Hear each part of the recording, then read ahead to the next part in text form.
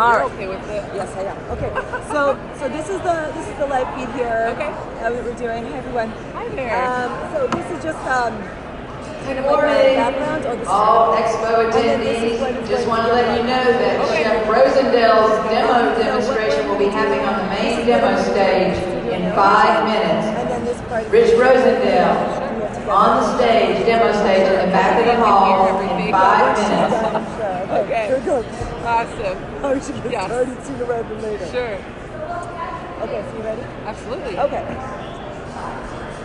Our very talented guest today has gone from the Mickey Mouse Club to club sandwiches at the club with her club, the Ohio Restaurant Association, for another Ewing 5 edition at the Columbus Convention Center. Homa Moheimini, Manager of Media and Communications at the Ohio Restaurant Association, is here with us today, and her resume boasts of being able to identify talent, elevate talent, awareness, and create success for talents. Starting as a representative for the Walt Disney Company, she managed and traveled with the 2017 All-American College Band National Tour to oversee an incredibly vast amount of artists, musicians, producers, and other captains of the entertainment industry. Ms. Moheimini today is traveling in and out of Exhibit Hall B and around the Greater Columbus Convention Center, also overseeing an incredibly vast amount of pastry chefs, farmers, equipment producers, and other captains of the restaurant industry, from A-list media to grade A edibles. Homa Moheimini knows talent when she sees it. Welcome.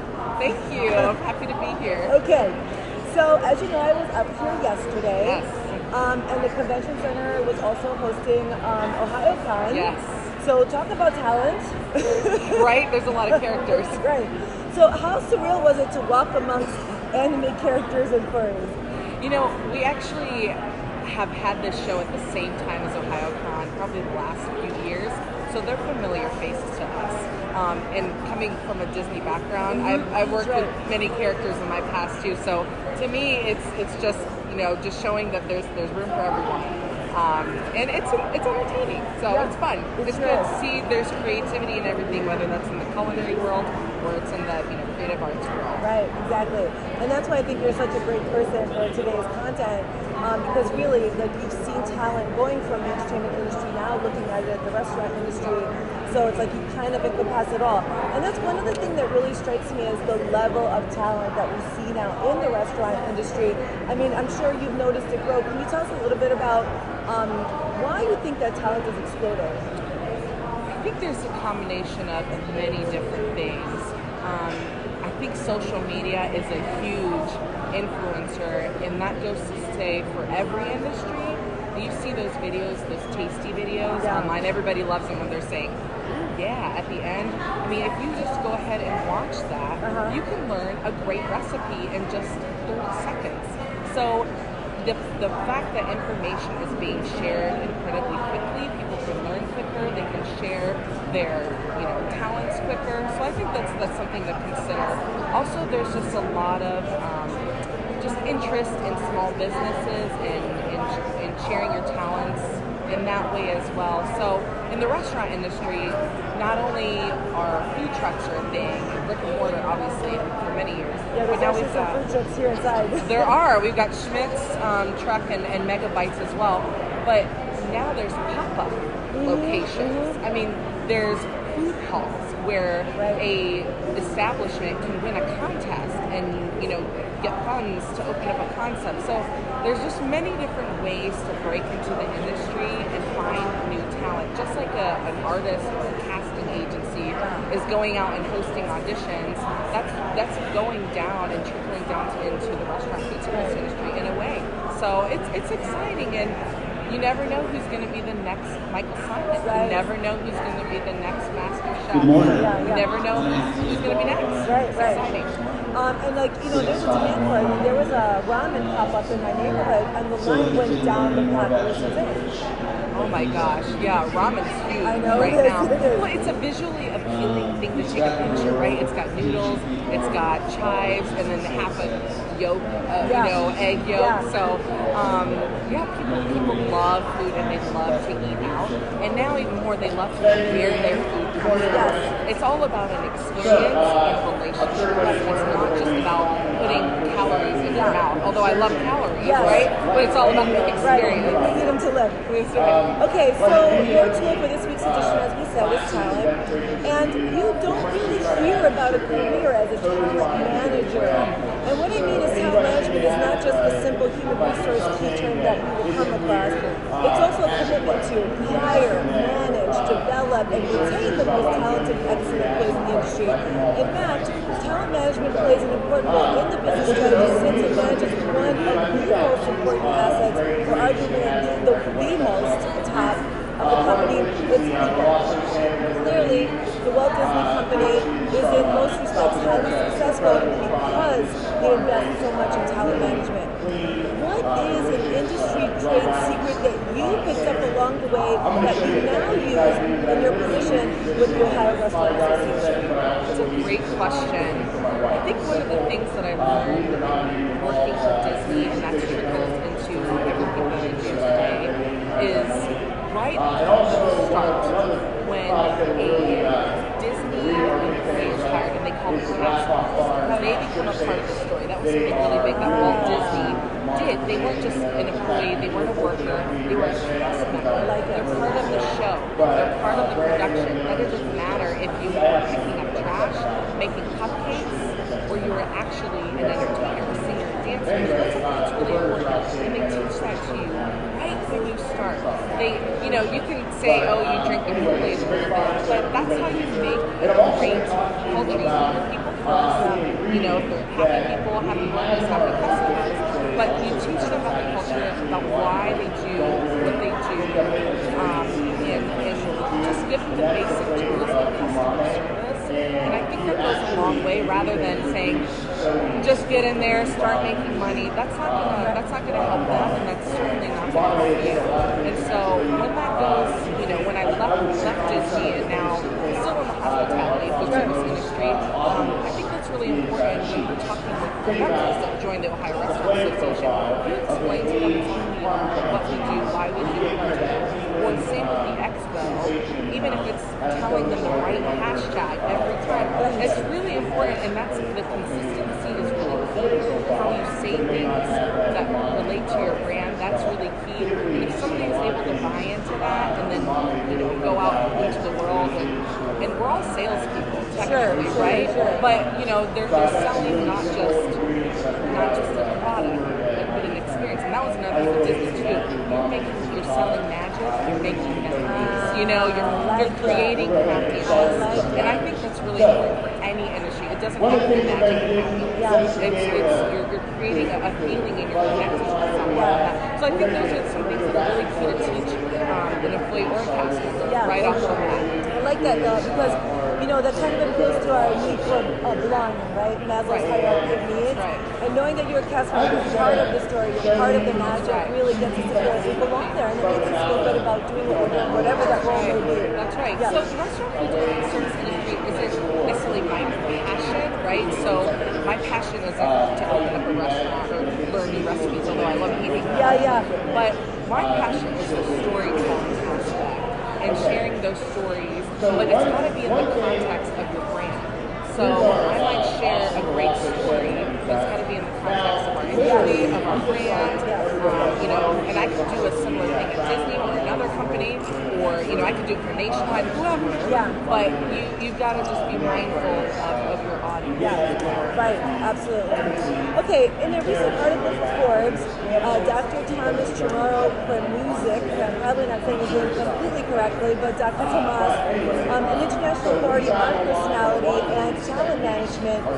This article was titled "The War for Talent is Over and Everyone Has Lost," says, instead of winning a war for talent, organizations appear to be waging a war on talent, repelling and alienating employees more successfully than harnessing their skills, and that if organizations want to turn around current trends and start unleashing human potential, one good place to start is simply helping individuals understand their own talents and limitations a lot better. As an expert in the field of talent, which you are, how does one help individuals understand their limitations without estranging them? That's a great question too. Man, you're really I did hitting my me with all homework. these I good did my questions. homework. I told you, right? Oh my gosh. So how did they, okay, so think of a company like Utah. Are you familiar with them? Yes, I was there yesterday. Okay, so they have a really unique way of doing business.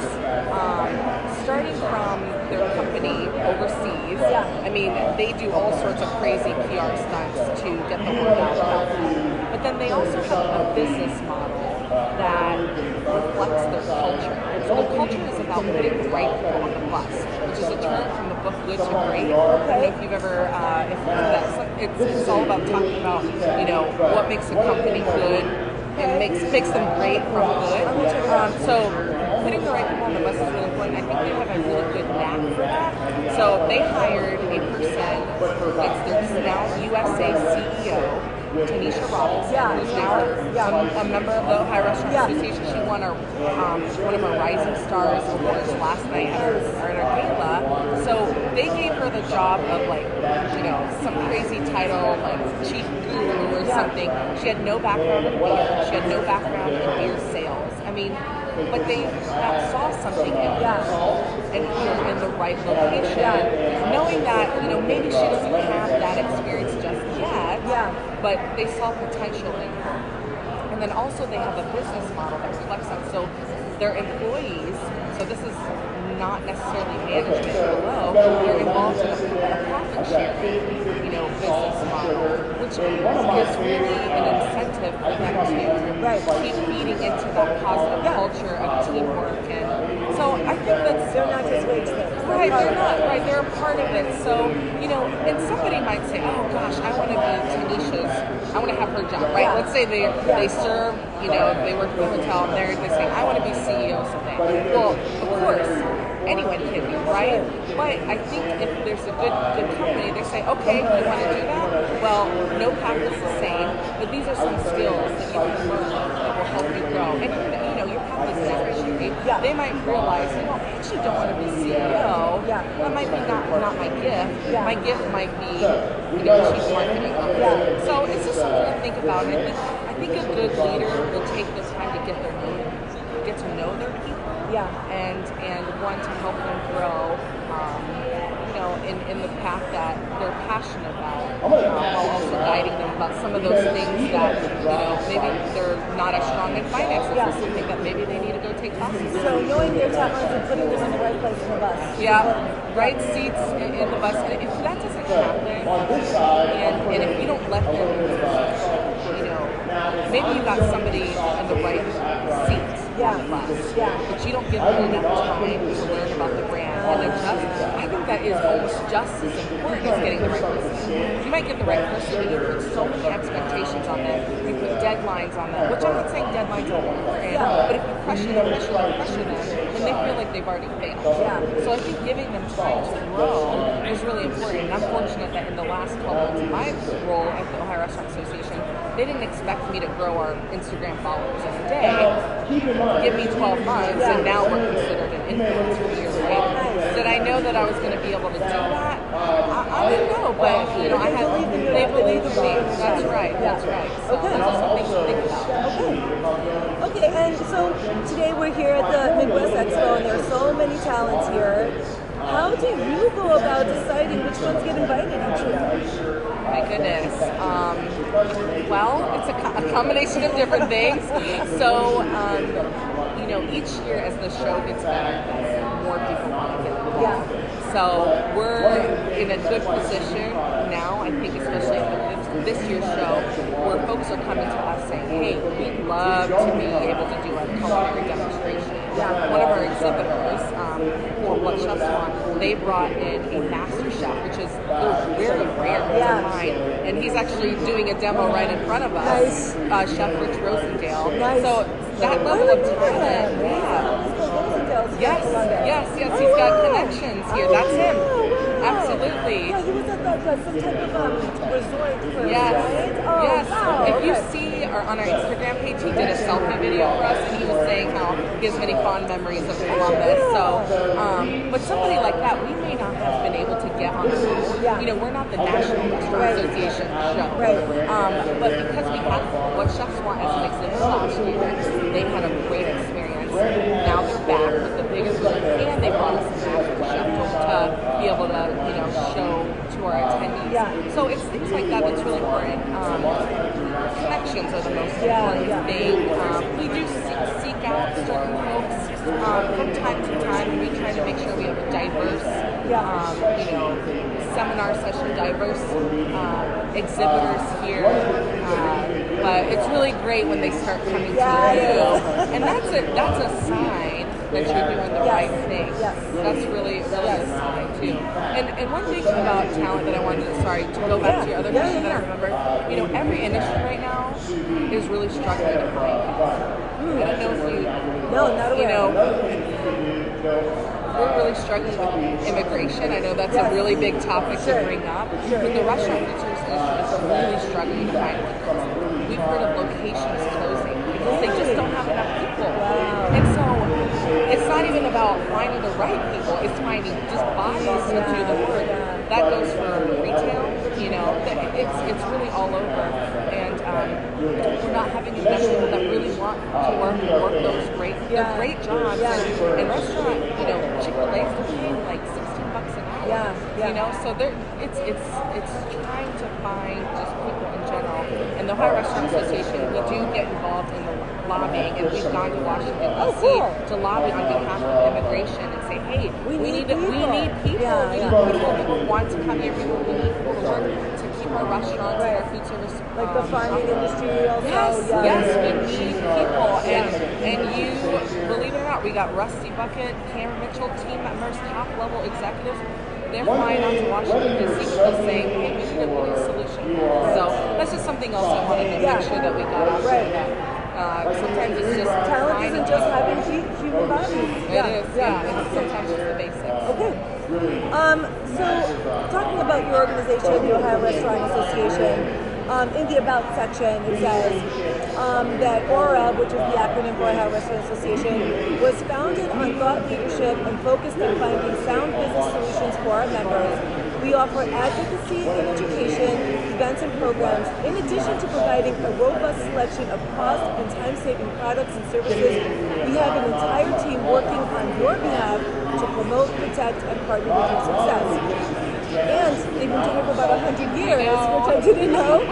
So in essence, your talent handlers, why is it important to protect talent and cultivate talent? Why do they need someone to do that for them? Why the association needs to do it?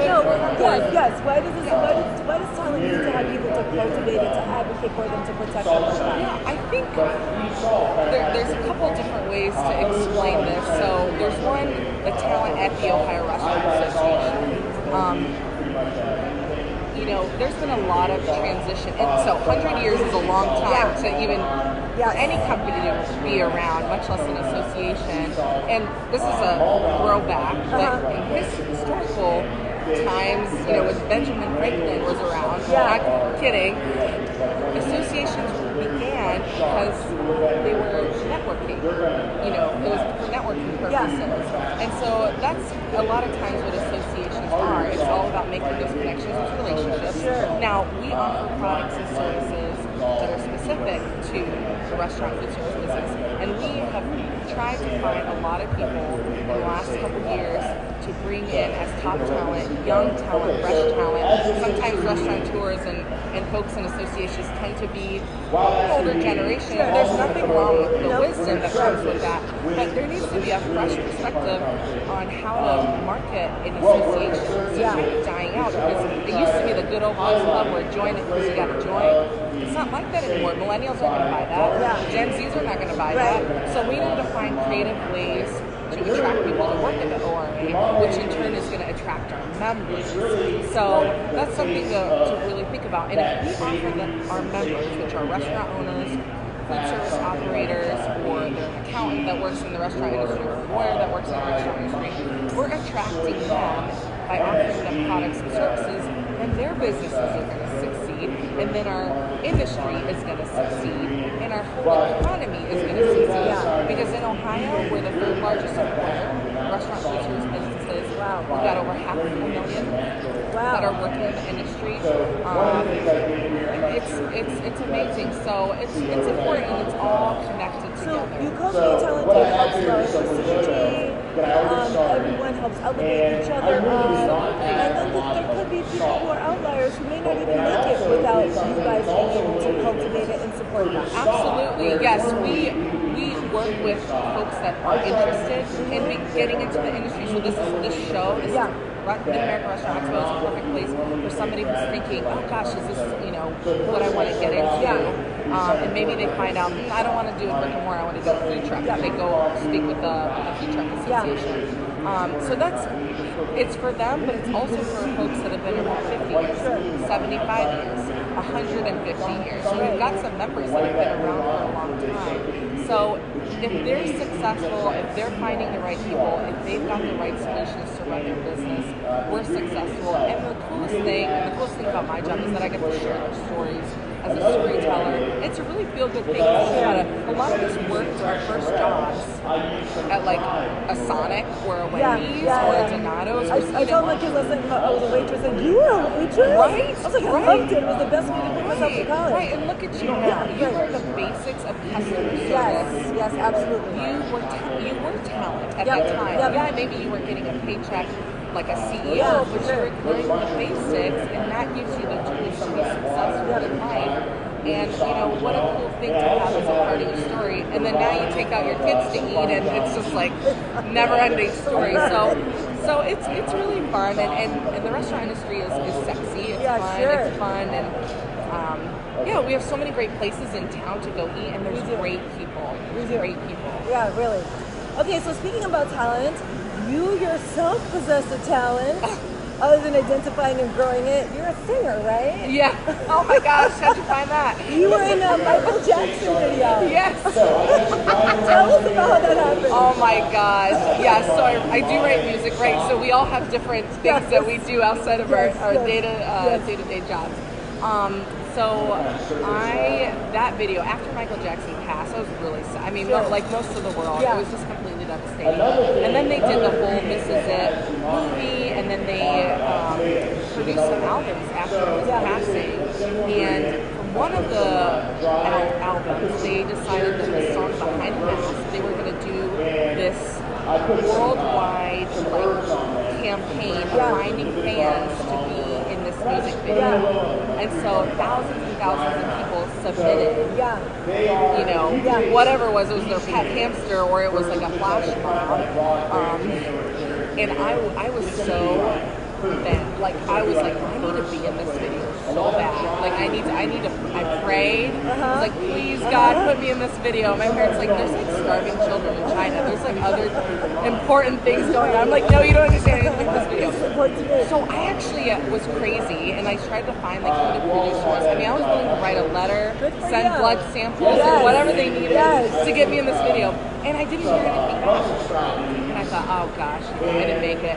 And then they had it all on the Today Show and everything, like the world premiere. They were going to premiere the video, and I was so bummed that I didn't watch it. I was so bummed. I was jealous. I was jealous of all the people that had made the video. And then I said, you know what, Homa, you need to stop being jealous and be happy for this girl. Good for you. I watched it, and 40 seconds in, I am like, you used your feet, you submitted. I was in there. So what's really crazy is that I'm saying the lines, watching your face, while people are watching my face. I thought that was really cool. So, that was my little moment. And because you decided to put your ego aside and watch it, you got to see your premiere. I did. Too. Isn't that weird? Yes, good. So put your ego aside. That's a good lesson. That's a good lesson. But you're going to be happy for other people. No, it was really fun. Fun story. Okay, so the Mid-America Restaurant Expo draws more than 4,000 people who travel from all over the Midwest to get a look at the newest and best trends in the restaurant industry, with about 350 booths, 50 seminars, and live culinary demos. Like we said, Chef Rosendale is here. So one of the speakers yesterday was Chef Jonathan Sawyer, whose restaurant in Cleveland, Trentina, that won the James Beard Award for being cutting on edge with fermented and foraging movements. that it closed this year with speculation around the saturation of the Cleveland market, leading to its demise despite its accolades. So you can't pay the rent within a word, after all, right? You can't. So is this an indication that the talent in the restaurant industry is maybe exploding, like oversaturation? Because that was some of the speculation that I read about. What are your thoughts on that? Yeah, that's a great comment. You know, you hear about some places that are closing. Let me give you a really crazy statistic. Sure. About 60,000 restaurants open a year in the United States. That is a crazy statistic. About 50,000 close in a year. Now, is it the same restaurant that closed the next year? Not necessarily. Okay. But it just shows you the kind of turnover that's happening.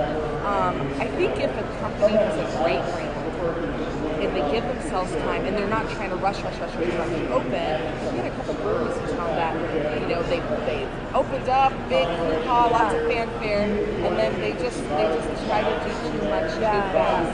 Then you have a slow, you know, step change, not trying to go too crazy and bite off more than you can chew. Pun intended, for the food industry. Nice.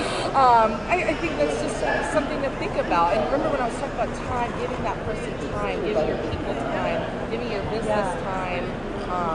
Time is money, I get that, but when you try to do too much with too little time, too little resources, your people are not trained right, it's bound to not go well. So it's not really about talent, it's about not the best business practices. Yeah, you might not have found the right talent because you didn't take the time to find it. Ah, good. That's another thing That's too. a good lesson. That's a really good lesson. So take your time.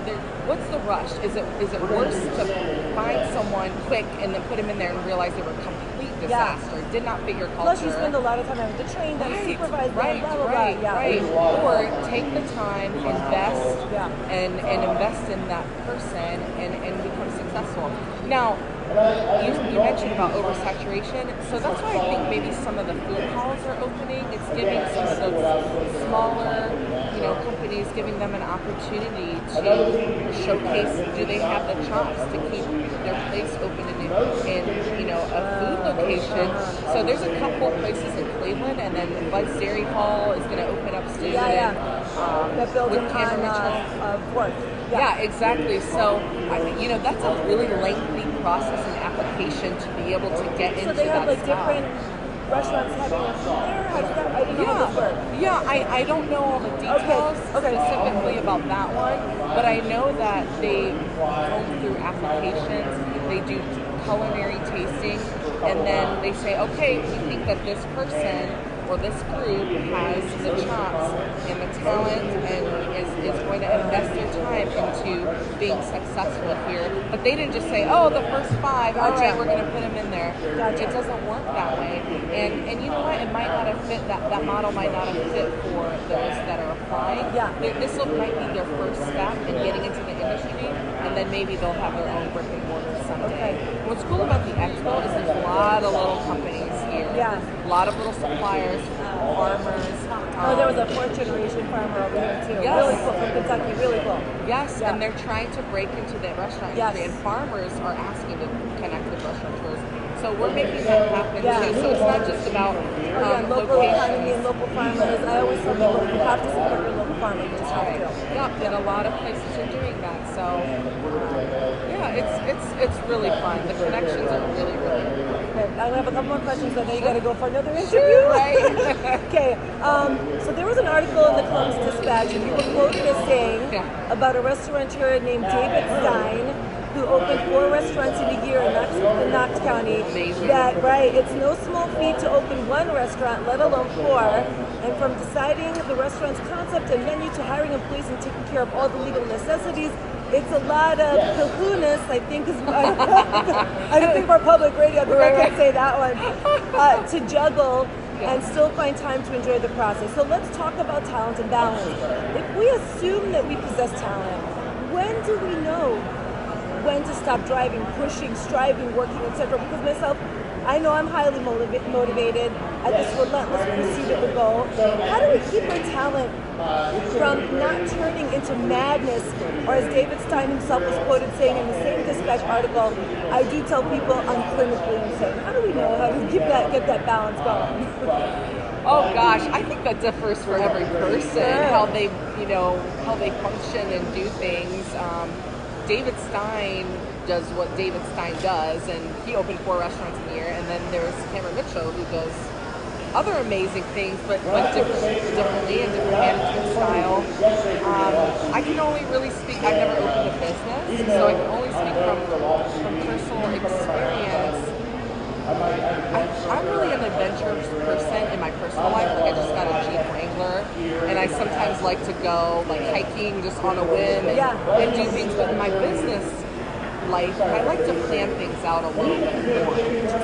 So I don't know if it's the left brain versus right brain kind of thing, because I'm a creative person, right? I write music, but then I'm this business person that has writing skills and business skills and management skills. So I think they say success is when preparation and talent meets opportunity, or is it? What is it? Is it talent? I don't know. Some formula. When all those things kind of the stars align, I think that's something really important. Because if somebody's just crazy, which that's not what David Stein is. If somebody's just crazy, like, I want to open up my grandma's got a great recipe. We're saying, hold your horses. Let's think about this. Have you thought about workers' compensation? Have you thought about the health department? Have you thought about an oven? Like, do you know how much an oven is? Have you thought about where you're going to buy your ingredients? So he did think of all those things. He did, and he's got a history of doing so. So, yeah, he might be a little on the wild side, but listen, he's been around. He's a business guy. He knows how to do this, and clearly he's been successful. And he found a location in the market that was ready, that was prime and ready for this too. Would Mount Vernon have been ready 10 years ago? Probably not. Probably not. But it's 2019. And it's, we're ready. We're ready to do this kind of things in smaller towns across the state. I think Grandview needs another coffee shop. Styles is crazy busy. I know, I go there all the time, and it is totally packed. It's packed. Crazy. I think it's a lot of the college students that come in. And you know what? Styles looks like makes it closer. I don't know. I mean, I'm happy for Styles. Don't get me wrong. But Right. Crimson Cup can get busy sometimes. I don't know what it is about Styles. They just got it going on. They got it going. It's a great location. And Grandview is, it is. So my last question for you was to ask you what your hidden talent was. You've already alluded to it. So you write music and you're very adventurous. Which one you want to talk about? You writing up your music? Because I'm interested. Yeah, I can talk about that. Yeah, I think there's a lot of like quote unquote talent, topics in there. I've been playing piano since I was 5 years old. I was originally started in a program called Suzuki, which is learning by ear. And then my teacher left, or she moved, and then they threw me into classical training. So it was a little bit of a challenge for me in going into reading notes for both hands. But I was classical trained, and I learned some jazz, and I took lessons at Catholic University until I graduated high school. And in the middle there, I also learned clarinet. I learned tenor sax. I've learned guitar, and then I picked up really weird instruments like the jaw harp, maple fife. I don't know. I don't even know what these things are. Ukulele. So sometimes I buy instruments before I even know how to play them because I'm just a musical person. But I always used to hear symphonies and songs in my head, but it never occurred to me to write them down as a kid. It wasn't until I was in almost graduate school when I realized I had this gift. I was actually on track to be a business teacher. And who knows, that may sometime happen down the road. But I really realized, and it's like once I recognized that I had this gift, that I had this talent, the floodgates opened. Really? And when I accepted it, the floodgates opened. And then I started sharing it, the floodgates opened. And there's song after song after song after song. Now I have to figure out how I'm going to get it out there. You know, that's a whole other conversation. But the fact that I get to write music that's lyrics and song already written, completed in every single genre, I just feel so blessed that I get to hear that. So you just have an massive library, but you haven't put it out yet. Oh, I have a massive library, from jazz to musical to you know, worship music to pop to. But nothing published that we can find somewhere. I don't have anything published like on Spotify. I do have a YouTube channel, but it's on the way. It's it's working on its way. Want to, like, follow up. they can follow up. It's definitely something that I want to pursue more soon. And it's happened. You know what's crazy? So last night I actually sang at the Lieutenant Governor's swearing in. They asked me yesterday. Okay, so I have an expo going on. Yes. We had a gala last night, and then I'm going and singing. So okay, like. It was crazy, but I was so honored that, you know, just from singing in church and knowing the family, they had asked me to come and sing, and I was able to sing some, you know, some great songs, and then, you know, God Bless America at the end, which is not my song, it's Irving Berlin, but to play my own arrangement, my own style, and it's just, so music is a huge part of me, and you know, my dream someday, I mean, ultimate dream, play like a We Are the World at the Super Bowl, or something like that, like, you know, like Michael Jackson bringing, you know, all the people together, and I love writing those kinds of songs. So we'll see, one step at a time. You just never know where your path is going to take you, and I'm just really, really grateful that I have this gift. And, you know, now it's my job to share it. Right. And I never knew that our paths would cross like this, too. So what great serendipity. Thank you for coming on Viewing today, Homa. I really appreciate it, and sharing all of your talent. Thank you. Thank you. Thank you for sharing your talent and for being here. We're grateful. Okay. That's a great one. Thank you. Bye. Perfect. Bye, everyone. Awesome. No, I got What's that?